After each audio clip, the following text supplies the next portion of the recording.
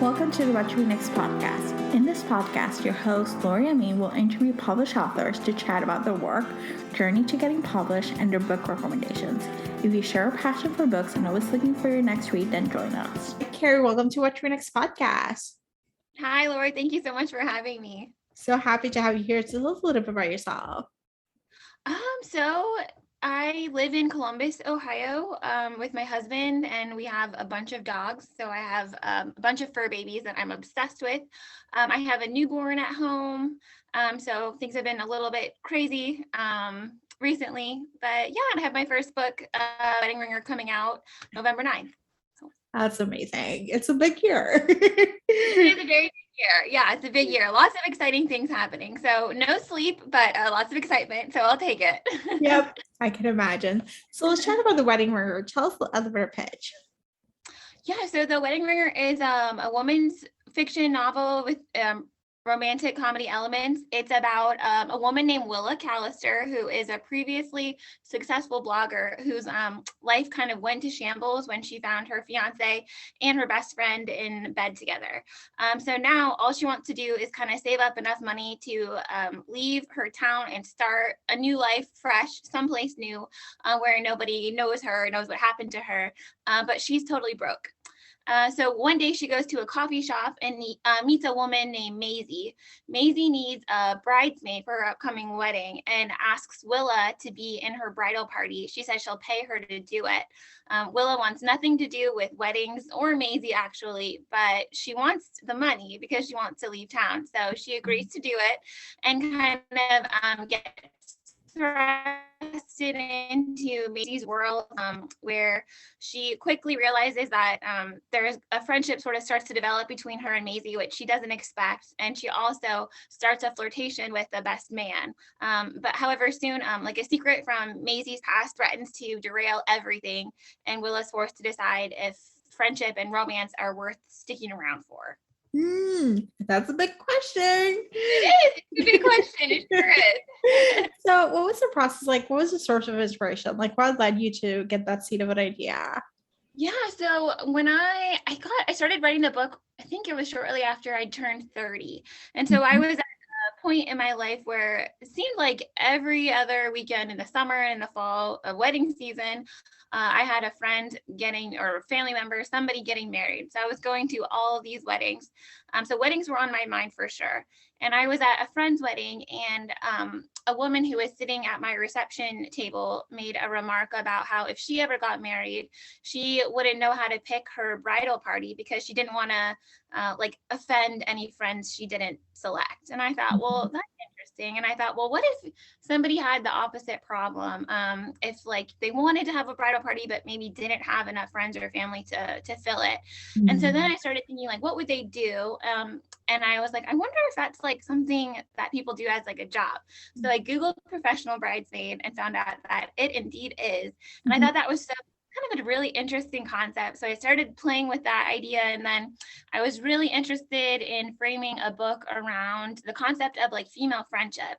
And so I had the character of Maisie with the bride. And I thought, well, what would be kind of an interesting contrast? And what about somebody who's completely down on her luck, where her world's just been turned upside down? And I thought that would kind of be like a fun thing to write about. With weddings are like about love, and they also have like drama. So I thought this would be like a cool, fun backdrop for a novel. And that started. Yeah.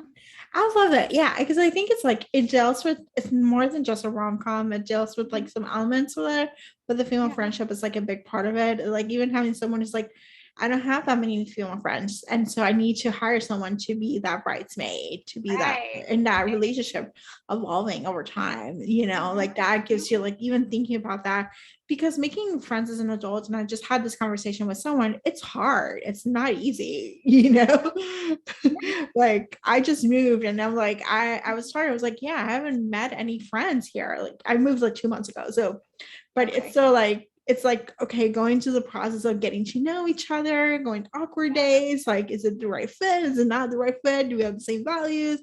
Do we don't? Like, it's just like dating. It is just like dating. It's really challenging because you think like when you're young, like you're in school or something like that, you have kind of ready-made friends and your classmates. Like you have around you all the time.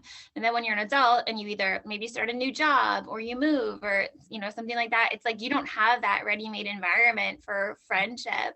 So you have to really make an effort, and it can be really hard and really isolating and really nerve-wracking, like to try and make friends, because you might meet someone that you feel like, oh, we could be friends, and then you're like, okay, should I ask them to get coffee? And it feels like asking them on a date, which you're not, but it has a very similar vibe and kind of a very similar hope to it. So yeah, very challenging. I agree with that. Yeah, I ended up moving. So I live in New York for 14 years, and I moved right before the pandemic, like 2 weeks before that, to Chicago. And I was like, I went to happy hour and I met some friends that way. And then I just like skipped over. Pandemic happened. I couldn't see anyone. So I spent a year and a half in isolation. And I work remote with my old job in New York. So I don't go to an office. I just work with my New York friends. So I ended up having to move again, like in the middle of the pandemic, to Florida.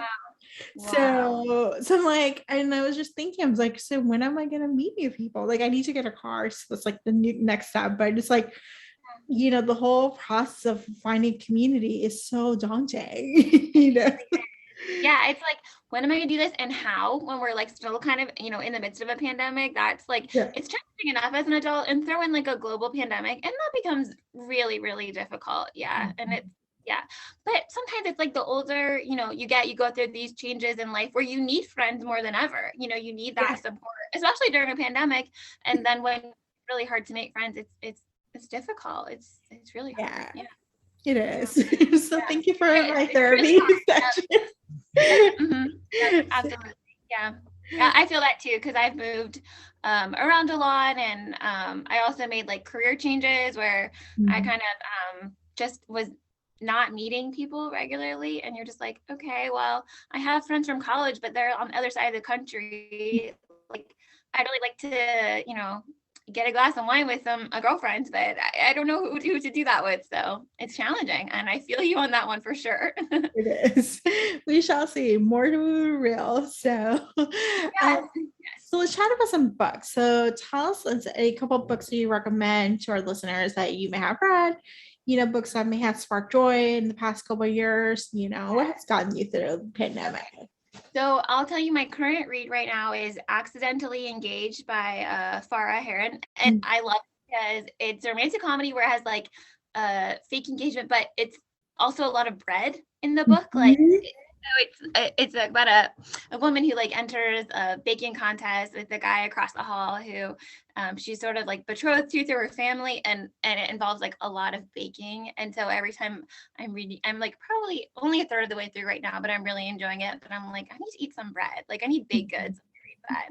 I'm really enjoying that. So I also just read Very Sincerely Yours by Kerry Winfrey, which is a romantic comedy. And it is like, I think, the perfect fall read. It's like, it's got cardigans, it's cozy, it's got like a Halloween scene. So it's the perfect fall read. I think I really enjoyed that one. So one of the books also that sparked joy for me this year was The X Talk by Rachel Lynn.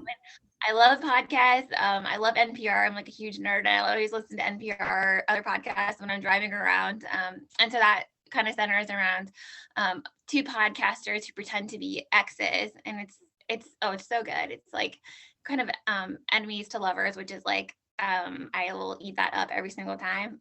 So that was really enjoyable. And then I just read Dial A for Aunties by Jessie Q. Sutento, and that I think is probably maybe actually my favorite read of 2021. It is so much fun. It's like about a woman who is a photographer, and she's in this bridal business with her mom and her aunts, and it involves like a murder, and it has lots of twists and turns, but so much heart and so much humor, and like really I felt like she really struck a perfect chord of how you can love your family, and also they can be a source of so much frustration all at once. And there's a really cool romantic like subplot that goes on with that. So that was my favorite one. I just passed that book to my mom. All books that I love, like that I think, oh, my mom will love this. That's like a super high compliment in my family if I'm like, oh, here, mom, read this book. So my mom's working through it now and she loves it too. I read that one in like a day and a half. So Yep. I read that with friend T's. Like, I absolutely laugh out loud. There were like oh so my many gosh, funny moments. It was just like so hilarious. fun. Yeah, it was hilarious. And it's I feel like it would be hard to write something that's like so funny, but also is such a page turner because like there's plot twists and you want to know what happens and there's kind of like a mystery. And I just thought it was so well done. I enjoyed that book so much, and I'll probably reread it because that's how much I loved it. Yeah. Yeah, me too. I'm like, I just love all the twists and turns. Like, what are they gonna do with the body? Yeah. I know, it's such a good question. And I was just like, oh, I can't wait to see what happens. And then I'm so excited for the sequel. I can't wait for that. So super Me too. So awesome. Tell us where we can find you online. You can find me online. I'm on Instagram at author Kerry Ray. So it's KerryRea, or my website is authorkerryray.com. Awesome. Thank you, Kerry, for being on the show. Yeah, thank you so much for having me. I really appreciate it. If you enjoyed this podcast, feel free to share with friends, subscribe, rate, and review the show. This is the easiest way to support the podcast. Today's episode's partner is Libra FM. If you're an audiobook listener, then you should add Libra FM as your go-to source for paid audiobooks. Libra FM makes it possible for you to buy audiobooks through your local bookstore. Memberships start at $14.95, and they also have great sales for women's audiobooks each month for $3.99, thanks to the Kiss Club. To sign up for Libra FM, please visit whattoreadnextblog.com/LibraFM. You will receive a free audiobook when you sign up for a monthly subscription. If you purchase a subscription through our link, you will be supporting the podcast at no cost to you.